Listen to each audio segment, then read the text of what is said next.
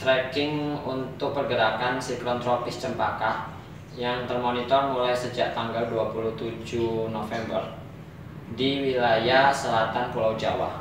Yang ditimbulkan dari siklon tropis ini yaitu menimbulkan potensi hujan lebat dan gelombang tinggi di wilayah sekitar Jawa secara langsung dan secara tidak langsung di wilayah sekitar Pulau Jawa, termasuk salah satunya di wilayah Sulawesi Selatan.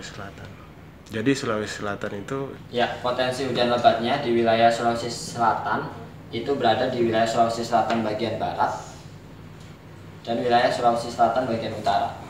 Tapi khususnya untuk yang dampak dari siklon ini di wilayah Sulawesi Selatan bagian barat.